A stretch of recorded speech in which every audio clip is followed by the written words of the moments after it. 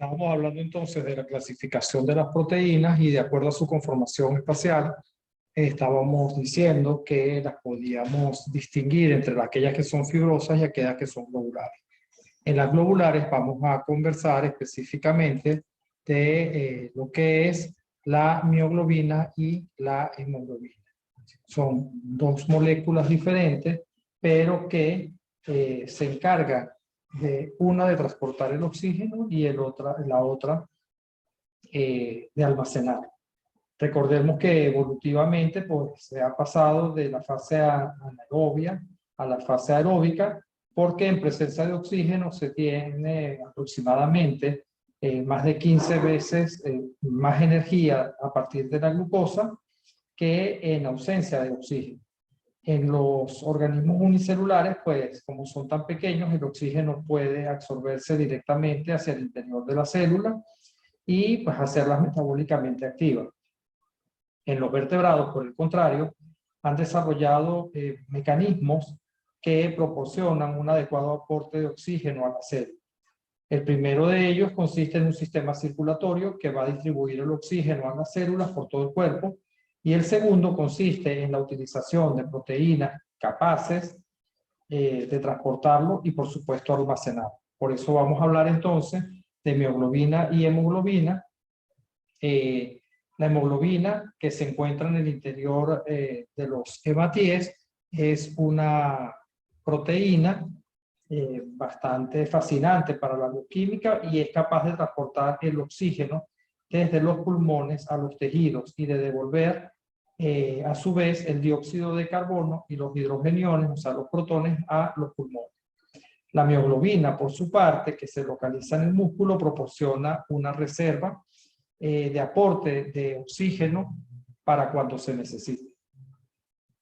Si comparamos la mioglobina con la hemoglobina, hay aportes bastante significativos sobre su estructura y la función que tiene cada uno.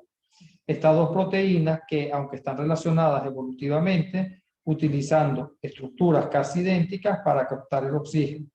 Sin embargo, la hemoglobina es un transportador de oxígeno muy eficaz, capaz de emplear hasta el 90% de su capacidad potencial para transportar el oxígeno de una manera muy eficaz. En condiciones parecidas, la mioglobina solo emplea el 7% de su capacidad potencial.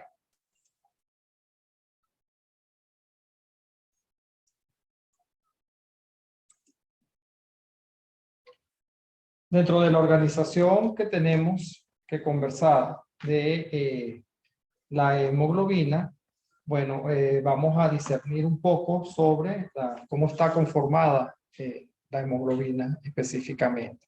Entonces, tenemos que es una estructura, o en su estructura tridimensional, la hemoglobina, desde hace mucho tiempo se ha ido estudiando, y la estructura de la hemoglobina pues presenta o consta de 4 cadenas polipeptídicas, 2 cadenas alfa y 2 cadenas beta, como pueden observar allí. Cada tipo de cadena presenta una secuencia aminoacídica idéntica, es decir, la alfa es igual a la otra alfa y la beta igual a la otra beta, pero son diferentes las de las cadenas alfa de las cadenas beta. Cada una de las subunidades comprende un conjunto de alfa hélices dispuestas de la misma manera a como se disponen las hélices alfa también en la mioglobina. La estructura que se repite se denomina plegamiento de globina.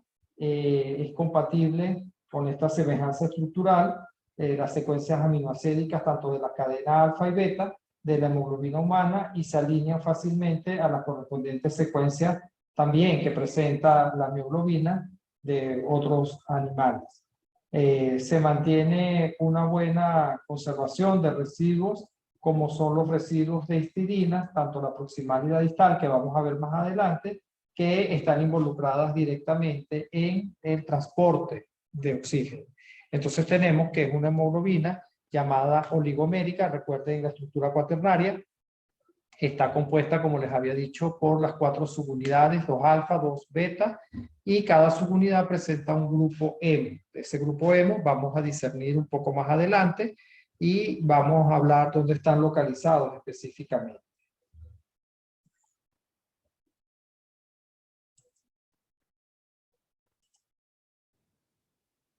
Hablando específicamente de la mioglobina, vamos a observar acá que es una proteína que se encuentra en el músculo.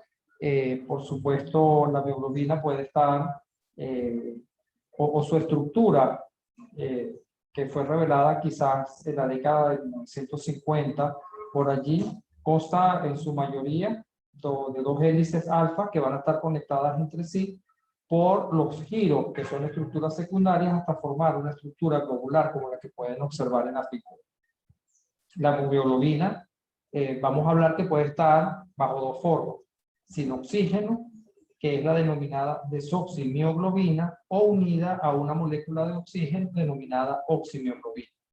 La capacidad que tiene la mioglobina para unirse al oxígeno, al igual que sucede cuando hablemos de la hemoglobina, va a depender de la presencia de un grupo prostético covalentemente unido denominado grupo hemo. Como les dije, vamos a conversar de esto un poco más adelante. Una de las cosas que tenemos que hacer hincapié acá para ir entrando en lo que es esa estructura es que cada aminoácido que constituye esa cadena se va a designar de acuerdo a la posición en cada segmento donde está, y como ejemplo tenemos que podemos hablar de una histidina que está justamente en la posición F8. Entonces de allí, para tenerlo en cuenta para lo demás que vamos a hablar. Están comprometidas dentro de lo que se conoce como hemoproteínas, y para hablar de esto tenemos entonces que eso que veníamos hablando, que la hemoglobina y la mioglobina contienen o tienen la presencia de un grupo prostético que va a estar covalentemente unido a ella y que se denomina hemo. El grupo hemo es lo que va a proporcionar el color rojo característico tanto a músculos y a la sangre. Este va a estar integrado, es decir, unido, porque es un componente orgánico o ese componente orgánico se va a unir a ese átomo de carbono en un centro específico. El compuesto orgánico se llama, que sería este que se ve acá, se va a llamar protoporfirina, y consta a su vez de 4 anillos pirrólicos que van a estar unidos mediante puentes denominados meteno, que va a estar formado por un anillo tetrapirrólico al que van a estar enlazados 4 grupos metil, 2 de ellos vinilo y 2 propianato. Van a estar unidos a las cadenas laterales. El átomo de hierro, que se encuentra en el centro de la protoporfirina, va a estar unido a 4 nitrógenos, como lo podemos ver acá. En todo el centro se estaría entonces el hierro, que va a estar unido a 4 nitrógenos de los pirroles, que serían estos que podemos observar en esta otra imagen. ¿Ok? En condiciones normales, este hierro está o se encuentra en estado oxidado. Es decir, se le denomina ferroso, hierro ferroso. Este ion todavía puede formar 2 enlaces adicionales, porque 4 de ellos van a estar unidos, como ven en esta figura, a los nitrógenos. Entonces quedarían 2 espacios donde todavía puede formar 2 enlaces adicionales. Uno de ellos a cada, o sea, uno a cada lado del plano de lo que sería el grupo M. Los centros de estos enlaces se llaman el quinto y el sexto enlace, que son centros de coordinación.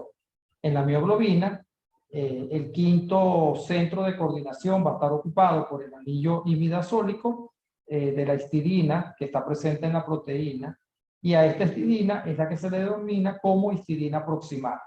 En la desoximioglobina, parece que estoy hablando de mioglobina, el sexto centro de coordinación permanece desocupado. Esta posición va a estar disponible para unirse al oxígeno. Así es como logra entonces hacer ese intercambio o unirse al oxígeno sin que el hierro se vea comprometido. El ion hierro va a estar unido o va a estar situado quizás un poquito hacia afuera de lo que sería el plano de la porfirina, porque el ion metálico cuando está en esta forma resulta un poco grande para encajar en el hueco donde tiene que ir, que sería un sitio bastante bien definido dentro de ese anillo pirrónico. Pero la unión de la molécula de oxígeno en el sexto centro de coordinación del ion hierro hace que se reorganice todos los electrones de una forma bastante importante, que vamos a ver movimientos un poquito más adelante en la clase, de modo que el ion disminuye efectivamente su tamaño y se va a desplazar como hacia adentro del plano de la porfirina.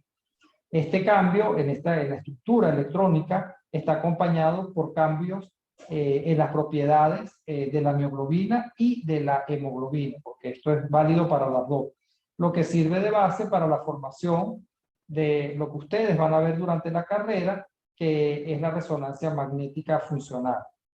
Es uno de los métodos más potentes que se utilizan en medicina para examinar lo que tiene que ver con las reacciones o funciones cerebrales.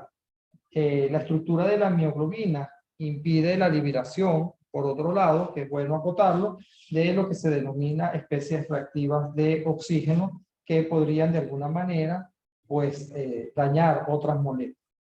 La hemoglobina humana, por su parte, aquí estamos viendo, disculpen, cómo puede formar esos enlaces de los que les venía hablando cuando el hierro está hacia la parte un poco externa de lo que sería ese plano de la porfirina, y cuando se une el oxígeno, como hay un movimiento que está determinado justamente en todo, ese